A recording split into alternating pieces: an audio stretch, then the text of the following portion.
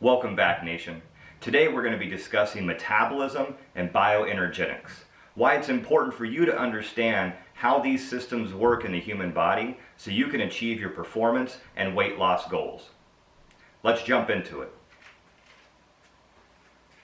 The human body receives energy through consuming food and drink, receiving carbohydrates, fats, and proteins. That's our energy entering the system.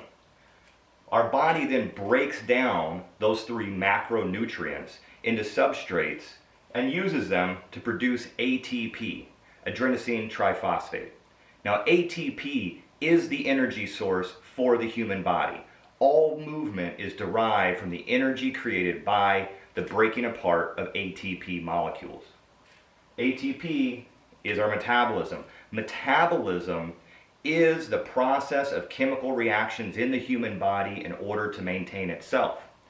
Also, at the end of our process, we have our waste, which is heat, CO2, and H2O, carbon dioxide and water. So how does all this relate to your performance or weight loss goals? Let's get into how it works so you have a better understanding. Okay, we discussed the entrance of macronutrients into the body in order to transfer those into ATP, the human body's energy source. So how does that process work? Well, we consume our carbohydrates, our fats, and our proteins, and they are then broken down into what are called substrates and then stored in the body if they're not immediately used as energy. So carbohydrates are broken down into glucose. If they're not used, they're then stored as glycogen. And if their glycogen is already full, there's no more places to put glycogen, then it would be stored as triglycerides or fat. Our fat is broken down into triglycerides and stored in that format if, again, it's not used immediately for energy. Proteins is broken down into amino acids. Now, it's important to understand that even though these break down into one specific substrate, all excess energy is stored in the form of fat on the human body. So if your goal is to lose weight, you have to make sure that you are not eating a surplus of energy, a surplus of calories, because the human body has no choice but to store them as triglycerides, as fat. It can break them down, and we'll learn how that happens later, and use that as energy. But if you're trying to lose weight, you're going to have to be at a deficit. We'll discuss those types of calorie intake and expenditure needs in different videos. Right now, let's stick to just educating how it works. So once these are all broken down and stored, what happens? Or if we're giving our body just the right amount of energy and it's immediately used, how does all this become ATP? As I stated before, ATP, adenosine triphosphate, is how the body uses energy. That is the energy source for all movement. And it comes from taking one of those phosphates away. When that is removed, the energy that is produced is the energy our human body uses. But what's left, and how do we get more energy? That's where the substrates from our carbohydrates, our fats, and our proteins come into play.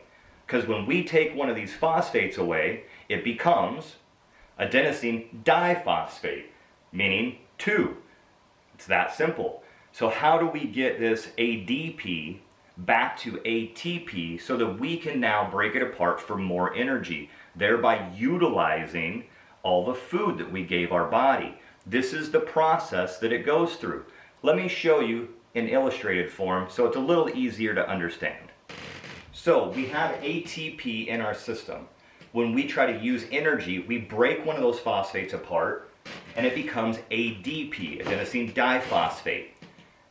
We then use our carbohydrates, our fats, and our proteins that we've ingested into the body and have the chemical reaction to break them down to replace that phosphate that's missing and end up with ATP again.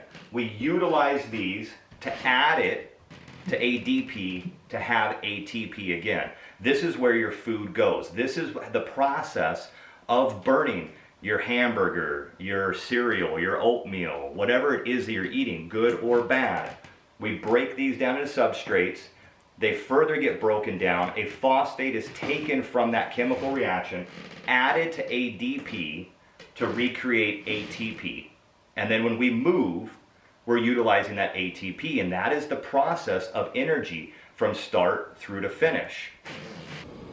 So, how do the carbohydrates, fats, and proteins become broken down so that we can add that phosphate to ADP and have more energy in the form of ATP? There's 3 energy systems within the body, 3 ways that we can burn ATP, breaking it down into ADP, allowing us to then use that energy that we've stored in the body to recreate. The 3 systems are the ATP PC system, the Glycolysis system, and the Oxidative System. It's important to understand that we use all 3 systems simultaneously and interchangeably throughout our days. It's not one and then a clear cut to the next and a clear cut to the next. It's a constant transfer back and forth. But understanding what each process does and how it contributes to performance and weight loss is very important. So the ATP PC system, which is our first anaerobic system, and the very first energy system that we use in order to move, is the fastest and most efficient way for the human body to get energy. What happens is when we break the phosphate away from ATP, we are left, as we've learned, with ADP. And we need to somehow replace that phosphate molecule so that we can have another energy source to continue movement. The way the ATP PC system does that is it gets that phosphate from phosphocreatine. It adds that phosphate then to ADP, giving us back ATP. The way we burn calories and create energy so that we can move is simply by taking a phosphate away and adding one back. It's important for you to understand that we only use our ATP PC system about 10 to 15 seconds worth of energy. Now again, like I said, we're constantly bouncing back and forth in simultaneous use of energy systems. But if we're going to make it just simple to understand, ATP PC is the first one we use. So if you were to be sitting stationary in a chair and you stood up, you're using your ATP PC system. All right, our second energy system is the anaerobic glycolysis system. The glycolysis system is utilizing glucose in order to create new ATP molecules or to add a phosphate to ADP. But how do we get there? How is our body utilizing the glucose, which we've learned is the substrate of carbohydrates? So how is our body using that for energy?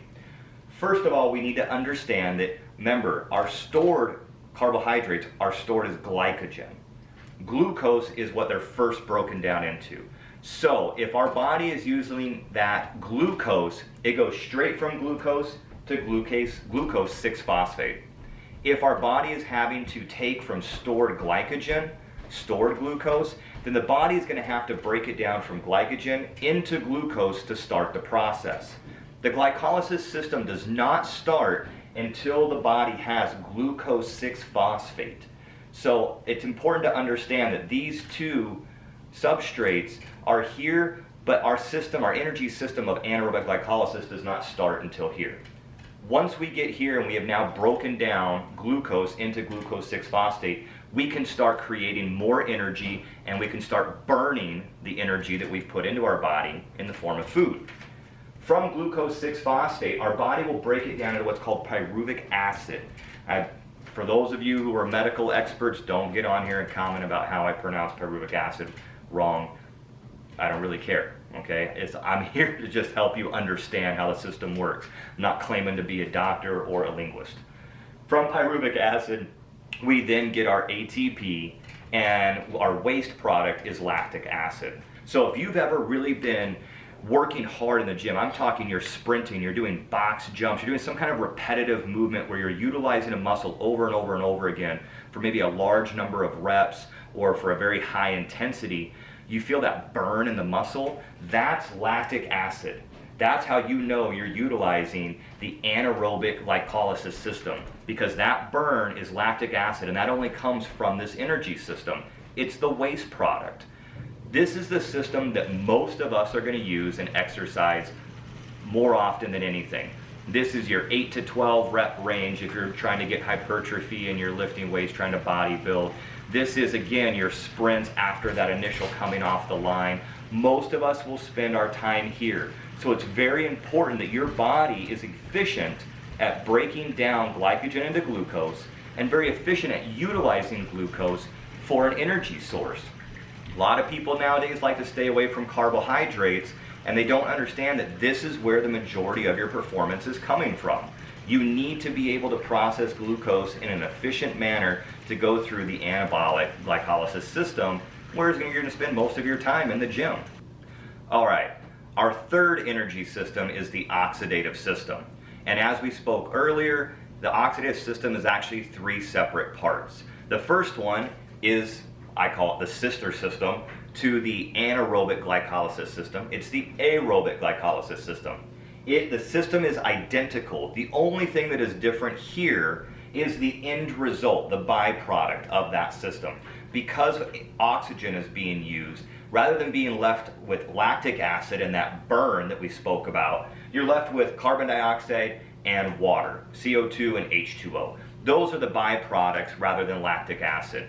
But something else that is extremely important about the introduction of oxygen into the glycolysis system is that you're also left with one more difference, and that is going to be acetyl coenzyme A. That is important for the other two processes within the oxidative system. We can't get there without acetyl coenzyme A. So this is a big deal. We have to get through this in order to start getting into where we need to burn that fat. Okay, now we're into the second part of the oxidative system. I have to admit, I understand, this looks like a whole mess. It is, as it gets more complex, we burn more energy, we burn more stored fat, but again, it is a little more complex. That's why most people are confused by it and don't quite understand. I hope I can simplify it. I hope I can explain it for you so that you have a better understanding, you can reach your goals. So once we're into the Krebs cycle, remember I said that in aerobic glycolysis, we're left with acetyl coenzyme A. So what happens to this acetyl coenzyme A? It becomes ATP in the Krebs cycle.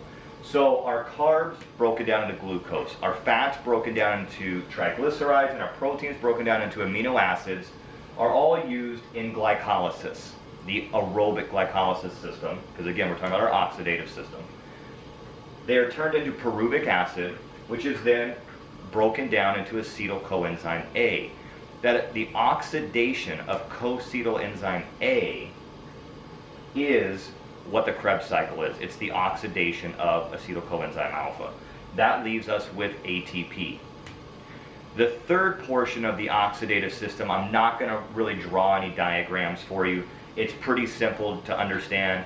Like I talked about in aerobic glycolysis, there's hydrogen ions left over. At the end of the Krebs cycle, once we have gone through oxidation of acetyl coenzyme A, we're also left with hydrogen ions. The hydrogen ions then are utilized in the electron transport process, ETP. I'm sorry, there I go, I'm saying process too much. The electron transport chain. And that is the ETC. That is the last stage of the oxidative system, utilizing those hydrogen ions again to burn through there. This is the area where we're going to use fats. This is what everybody cares about. Everybody seems to want to know, how do I burn fat? How do I burn fat? Our performance athletes, you're sitting there eating a whole bowl of oatmeal right now and you're eating white rice all day. You understand that carbs are the most readily available form of glucose, which gets me into my immediate energy for performance. Those of you who are wanting to lose fat, this is where you needed to get to. You needed to understand how we move through the two portions of our anaerobic energy systems, ATP PC, and our anaerobic glycolysis system. So that's the first, let's say, we're going to round up to make it easy, our first 1 minute, right? Because we're done with the anaerobic glycolysis system by about 50 seconds, even as early as 30 seconds. Then we move into our oxidative system. This is why it's important for your body to be good at utilizing oxygen.